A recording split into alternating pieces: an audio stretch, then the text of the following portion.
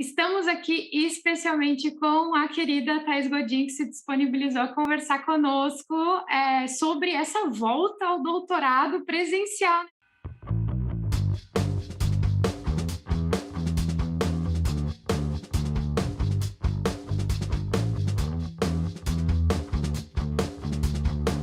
Oi, Thaís, coisa boa, muito obrigada mesmo por ter aceito conversar com a gente. Muita gente pedindo para a gente conversar de novo, o pessoal gostou. Oi, Amália, tudo bem? Oi, pessoal, tudo bem? Obrigada pelo convite, Amália. Amei, sempre estou por aqui quando você quiser, pode me chamar que eu estou aqui.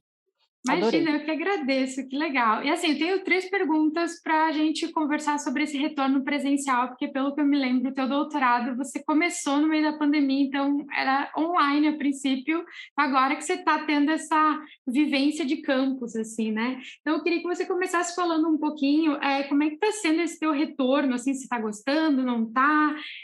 Como é que está sendo essa experiência, então, de retornar no presencial? Legal. Bom, eu fiz o mestrado presencial, né? Então, eu já tinha tido essa vivência do meio acadêmico já no estricto senso, já com o mestrado, mas a pandemia mudou muita coisa, né? E quando eu decidi fazer o doutorado, estava no meio da pandemia, e aí as aulas estavam online, e a PUC, aqui em São Paulo, que é onde eu faço o doutorado, eles foram bem, assim, eles demoraram bastante para essa volta, outras faculdades estavam voltando, e eles demoraram, porque eles têm um corpo docente bastante idoso, tudo mais, então eles se preocupavam bastante com essa volta. E aí voltou oficialmente nesse primeiro semestre de 2022. E eu confesso para você que eu fiquei muito ansiosa no bom sentido para esse retorno presencial, porque sempre foi meu sonho estudar na PUC, era uma coisa assim que eu queria realizar. E eu morria de vontade de entrar lá, né, como aluna, como pesquisadora, como parte ali, né, de algum curso que eu estivesse fazendo. Então, o primeiro dia de aula para mim foi incrível. Eu cheguei mais cedo, eu quis almoçar na região para estar ali por perto, não perder, não atrasar, não fazer nada, porque eu falei, bom, não sei como é, se eles vão fazer alguma coisa no começo e tudo mais, né? Então tem, claro, todos os protocolos ali de segurança ainda, quando a gente voltou, o uso de máscara, medindo temperatura, aquela coisa toda, tem que estar com um comprovante de vacinação em dia. Mas aí quando eu cheguei era tudo novo para mim, porque eu nunca tinha estudado na PUC, né? Então, para quem já conhece lá, é um prédio enorme, são dois prédios, na verdade, como toda universidade, é enorme, né? Então, assim, são milhões de andares e eu não sabia onde era a minha sala, onde ficava nada, assim, e daí, então, eu fui na coordenação, da pós-graduação, oi, tudo bem? Então, eu sou aluna aí, né, da pandemia, etc., eu não conheço a PUC, me fala onde é a sala. Já peguei todas as informações direitinho e fui para a sala muito feliz, assim, eu falei, nossa, não acredito que eu estou aqui. E eu comecei a fazer uma disciplina com uma professora que eu já tinha feito no online, então vê-la pessoalmente foi muito legal, né? E ela nos ver assim, ela falou: "Nossa, que bom voltar. Nossa, é tão bom isso aqui. O online foi tão complicado, dava problema, etc." Então assim, tem as suas vantagens e desvantagens, né? Então assim, eu me senti emocionada de voltar para o presencial, porque eu percebo que eu gosto muito do estudo online, acredito muito nele e gosto, mas eu acho que é diferente. É diferente. Claro que a gente ainda não voltou 100% no sentido de não dá para a gente, por exemplo, sentar em grupo muito perto para ficar conversando, então aquelas coisas que a gente normalmente fazia antes, ir em biblioteca e tudo mais, né? Mas o fato de estar presencialmente no ambiente acadêmico, com outras pessoas ao seu redor, vendo a carinha das pessoas, vendo aquele que chega atrasado, aquele que sai mais cedo, como que as pessoas anotam, sabe? Eu gosto muito dessa coisa toda. Então, para mim, foi uma experiência muito emocionante. Acho que é assim que eu diria, esse retorno presencial. Eu adorei. Ai, que Mas legal. eu falei os prós, né? Tem alguns contras também, viu, Amália? Claro, com certeza, né? Também uma adaptação, não sei você, mas eu fiquei bastante tempo isolada em casa, então para mim está sendo uma adaptação essa questão, esse exercício de sair, assim. Mas eu queria te perguntar como é que você está se organizando para as aulas, porque querendo ou não, a gente gasta um pouco mais de tempo no presencial, tempo de deslocamento, tempo de preparo, né? Às vezes tem que se arrumar da parte para baixo, né, também, porque antes a gente só se arrumava da parte para cima para aparecer no vídeo, então como é que está sendo isso, essa adaptação? Ótimo, essa é ótima. Tá, algumas coisas que eu percebo, assim, eu acho que o principal impacto é o tempo do deslocamento. Tudo bem que eu já escolhi estudar em uma universidade que fosse perto da minha casa. Eu acho que esse é um ponto que fez toda a diferença, porque se fosse um deslocamento para outra cidade, para outro estado, como eu até considerei fazer quando eu estava procurando processo seletivo para o doutorado, isso ia impactar, nossa, muito. Então, é claro que a gente não vai escolher a universidade só por ela ser próxima. Foi uma feliz coincidência para mim, que a faculdade fosse perto da minha casa, mas eu acredito também que pode ser um critério de escolha para quem deseja voltar a estudar presencialmente agora, porque a gente ficou tanto tempo acostumado, tantos anos, aí 2 anos pelo menos, né, em casa, que voltar pode ser difícil, vai ser um impacto na sua rotina, especialmente para quem tem filhos, como eu tenho. Então, para mim, algumas coisas que eu fiz assim para me organizar. Primeiro, eu considero que ter escolhido fazer uma faculdade perto de casa tenha sido uma escolha de organização também, porque eu passei em outros processos e uma era bem mais longe e acabou sendo um critério de organização. O segundo critério de organização, esse aí é o famoso pulo do gato, tá? A escola do meu filho é próxima da universidade também, é porque eu moro num bairro vizinho, assim, então para a gente também foi legal. A escola não escolhi por ser próxima, também foi uma feliz coincidência? Pode ser, mas é porque tudo eu queria no bairro que eu moro. Depois da pandemia, eu comecei a ficar meio assim para deslocamento distante, sabe? Não, não vale a pena, não vale a pena. Então, tudo é perto, meu trabalho, meu escritório é perto, a faculdade é perto, a escola do meu filho é perto, então eu queria ter tudo perto para facilitar a vida. Então, meu filho estudando perto também facilita, porque aí nesses deslocamentos eu aproveito várias questões. Porque quando concilia o horário, porque os horários de doutorado, às vezes, né, você tem aula de manhã, de tarde, às vezes tem aula de noite, encontro de grupo de pesquisa e tal. Eu queria dar uma dica para a questão do deslocamento, que é aproveitar o dia que você tem aula, o dia que você vai à faculdade e tudo mais, para fazer outras coisas ao redor ou na rua que você precisa. Então, eu tenho que comprar um presente de aniversário, tenho que levar a calça na costureira, eu tenho que, de repente, fazer alguma coisa, ou eu tenho que... A minha amiga está me chamando para almoçar um tempão e a gente nunca consegue. Então, aproveitar essas coisas, você pode ter uma listinha, coisas para fazer na rua, assim, perto da faculdade, quando eu for, e aí toda semana, quando você for se planejar, você elenca essas coisas para você conseguir fazer. E aí você aproveita esse deslocamento, não só como uma perda de tempo ali, né, do tipo, eu vou aproveitar para ouvir um podcast, tá, isso é básico, você pode fazer isso o tempo inteiro, mas aproveitar o deslocamento como um todo para você fazer coisas que não são urgentes, mas que muitas vezes você vai deixando para depois, aí você vai ter que fazer correndo e vai virar urgente. Então, aproveitar esse deslocamento para a faculdade para fazer essas outras coisas assim, por perto. Mas quando concilia, é muito bom, porque daí eu faço meu planejamento semanal, fica aí a terceira dica, né, de organização, eu planejo sempre a minha semana. E quando eu escolho as disciplinas, eu também levo em consideração porque assim, agora também eu já estou fazendo mais uma disciplina que é da minha professora, que já nem é mais obrigatória, porque eu já fiz as obrigatórias, né? Eu estou fazendo mais pela continuidade do raciocínio dela, assim, né, para acompanhá-la. Mas quando eu escolhi as disciplinas, pensando que poderia voltar no presencial, é importante você pensar em como que você vai alocar o seu tempo ao longo da semana, porque um erro que eu cometi no mestrado foi de fazer 3 disciplinas no mesmo semestre, que foi socorro, e as 3 eram no mesmo dia, Amália. Pensa nisso. Porque eu falei assim, não, eu vou reservar um dia só, porque daí eu mato as 3 num dia só. Eu não preciso ficar me deslocando tanto. E aí era manhã, tarde e noite. Resultado, eu tive que sair da noturna, porque eu não aguentei. Eu fiquei Não, é exausta. desgaste mental, né? A gente se exige muito. Sem condições mesmo, dava dor de cabeça, eu não aguentava ficar, sabe?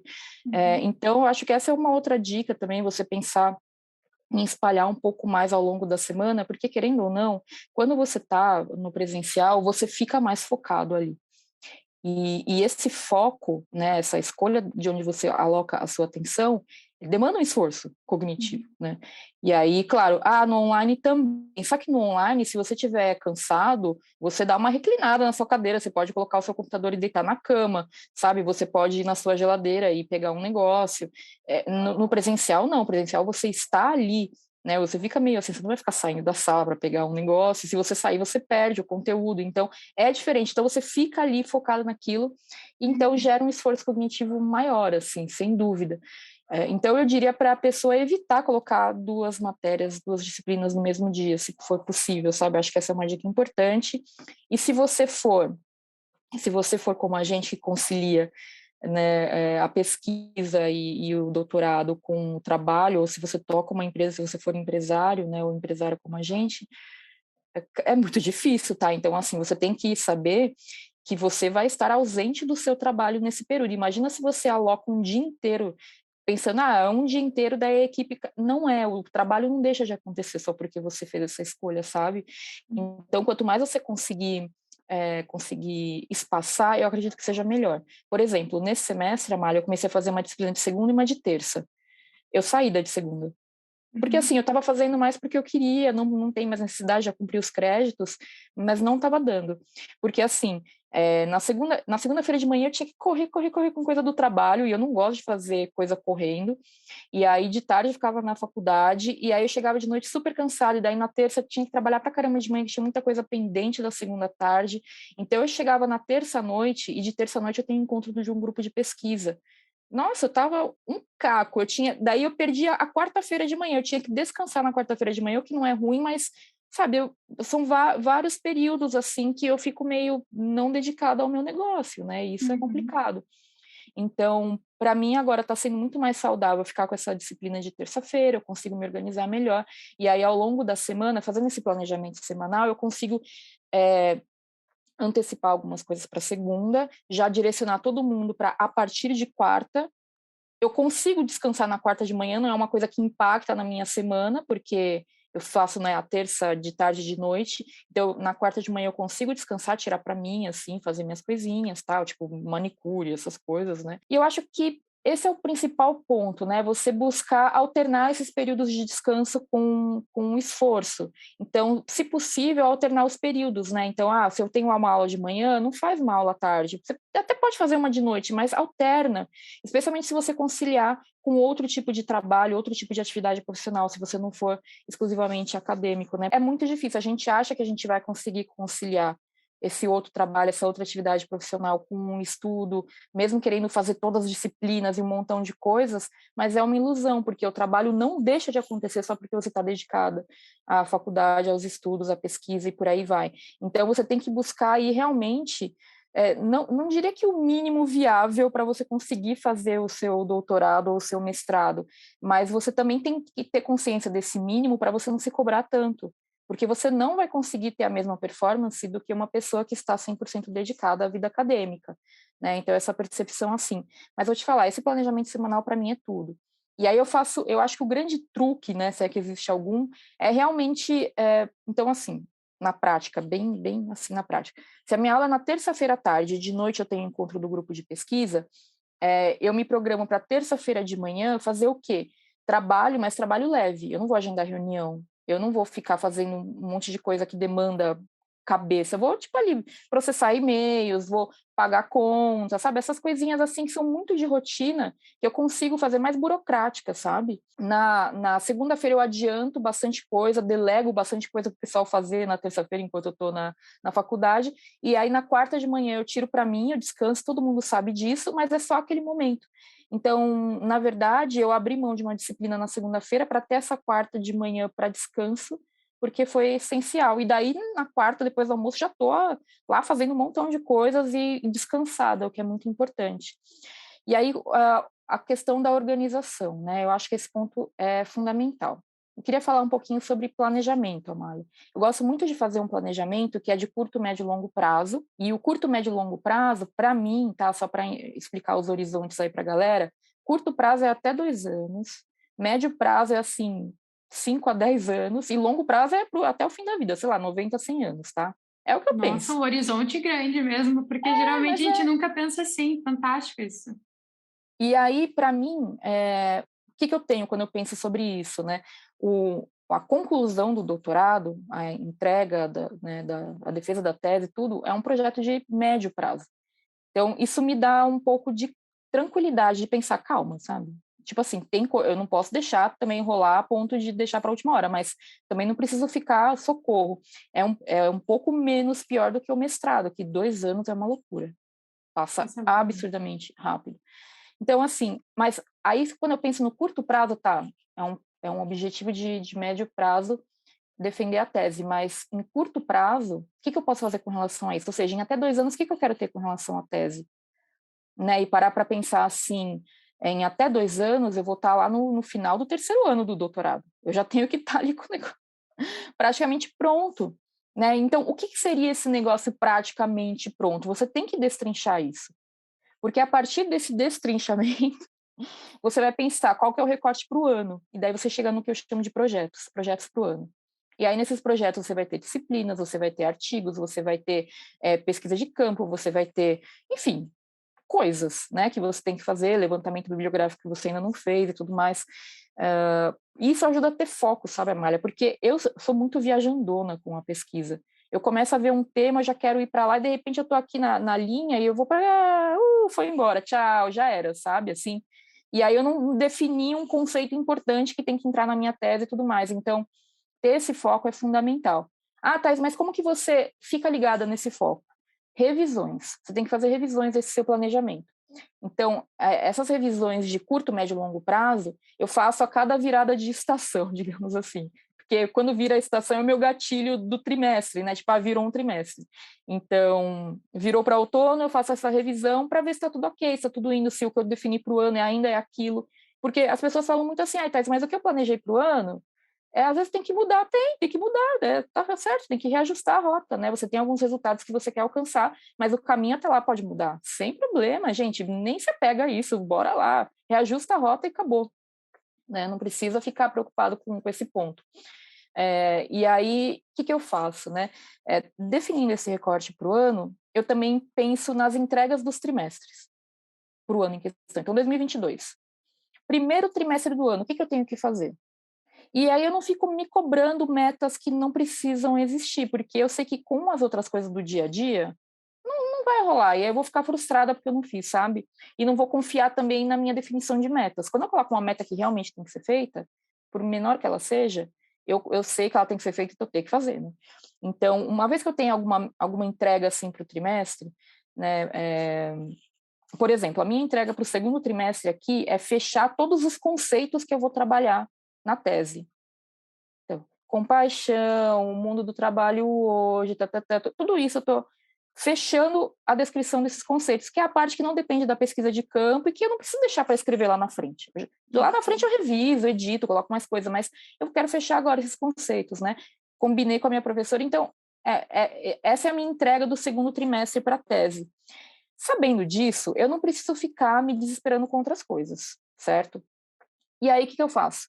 Pegando essas entregas do trimestre, quando eu faço meu planejamento do mês, o planejamento do mês eu faço ali por volta do dia 15 para o mês seguinte. Então, no dia 15 de abril, eu planejo maio e assim por diante. Eu coloco as aulas, as datas dos encontros do grupo de pesquisa, data de entrega de trabalho que já tem, evento acadêmico que vai acontecer, prazo de submissão de artigo, todas aquelas datas lá que todo acadêmico sabe de cor quais são, né? Coloco esse planejamento do mês e aí eu vejo dessas entregas do trimestre o que eu vou conseguir fazer naquele mês, quais são as minhas prioridades para aquele mês com relação àquilo. Então, de repente fechar um dos conceitos. Para eu fechar esses conceitos, provavelmente eu vou ter que fazer algumas coisas.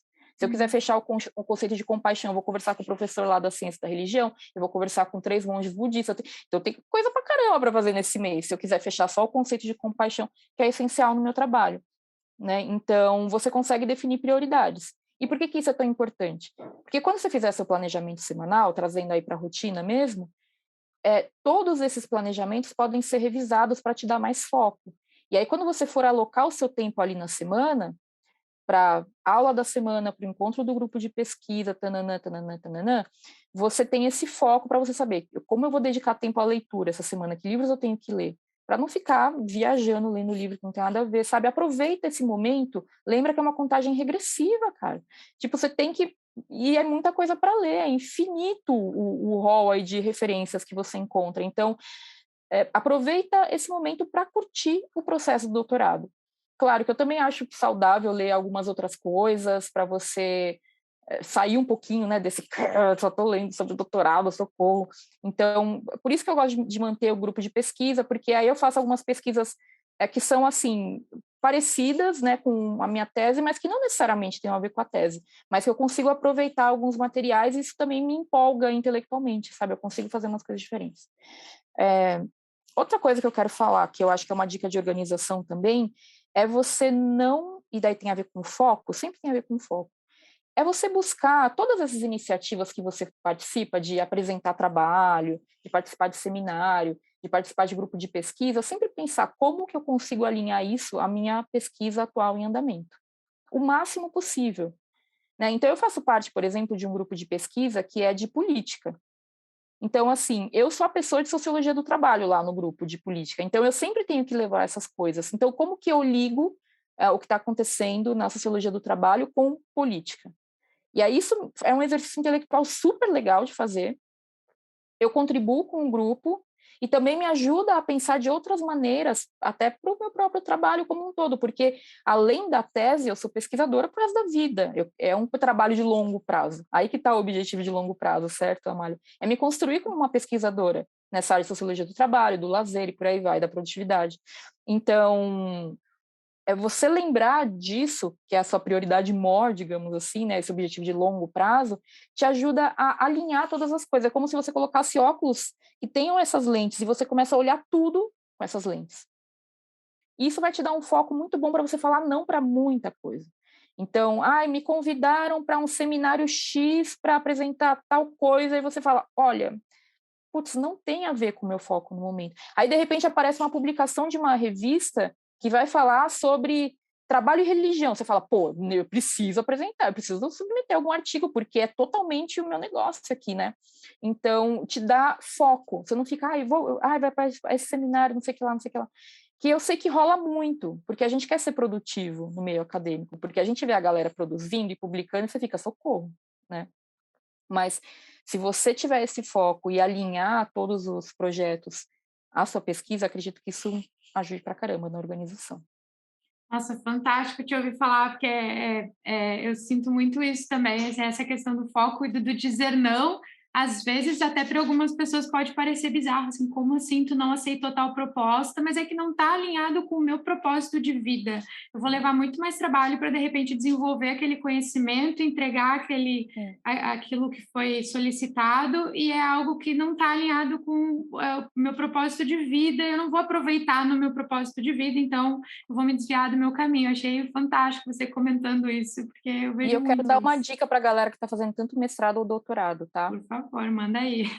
Escreva todos os dias. Super importante, né, ter esse registro, assim, é o que eu usava muito o diário de pesquisa, né, porque, assim, Sim. a gente tem que registrar as nossas ideias, tanto para, opa, volta para cá, né, quanto para não ter retrabalho, eu sentia muito isso, toma uma decisão, aí 2 anos depois, podia fazer isso, quando 2 anos atrás você decidiu que não valia a pena ir por esse caminho, né, então acho que isso é Porque um legal. fenômeno que aconteceu comigo no mestrado foi que quando eu comecei o mestrado, acho que acontece com todo mundo, eu estava absurdamente empolgada com o tema.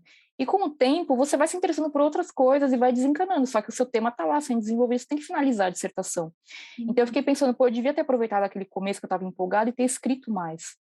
Porque eu estava empolgada, estava inspirada, não sei o que lá. Mesmo que eu tivesse escrito um monte de groselha, que eu ia ter que alterar depois, porque não tinha nada a ver e tal, mas pelo menos eu tinha uma linha condutória de raciocínio para trabalhar. Então, eu tenho feito isso no doutorado desde o início, sabe? Escrito, escrito, escrito muito, porque isso ajuda demais. E eu estou falando isso porque faz parte da organização da rotina, né? Então, como que você vai se organizar diariamente para escrever? Eu gosto de escrever quando eu acordo de manhã, assim. Então, eu sempre atrelo alguma leitura que eu esteja fazendo no momento, e aí eu tô lendo, tem algum insight, eu já escrevo um pouco, seja uma anotação, só um insight, uma coisinha, mas você vai pegar aquele... É muito mais fácil você desenvolver um texto quando você parte de um insight que você já teve. Então, você pega aquele insight e desenvolve um parágrafo, daqui a pouco você tá lendo um outro texto e fala, putz, dá para complementar lá, colocar referência. Então, a pesquisa é um processo intelectual fantástico, eu amo. Mas é isso, é abraçar isso mesmo, né? Pesquisador faz pesquisa, escreve, estuda. Então, faça isso todos os dias para você ser pesquisador, basicamente. Essa é a É rotina. verdade. Nossa, show de bola. Thaís, muito obrigada. Adorei conversar contigo, ver questão, assim, de voltar ao presencial, essas mudanças de rotina, deu muitas dicas. Nossa, eu fiquei muito feliz. Thaís, de verdade, queria muito te agradecer, como sempre, super disponível aqui, dando super dicas. Aproveitando, se não é inscrito no canal da Thaís, corre lá, vou deixar o linkzinho aqui na descrição. Também vou deixar o link de um vídeo ótimo que eu assisti dela, que ela mostra e abre como é que ela organiza a mochila que ela leva para a universidade. Achei um fantástico vídeo.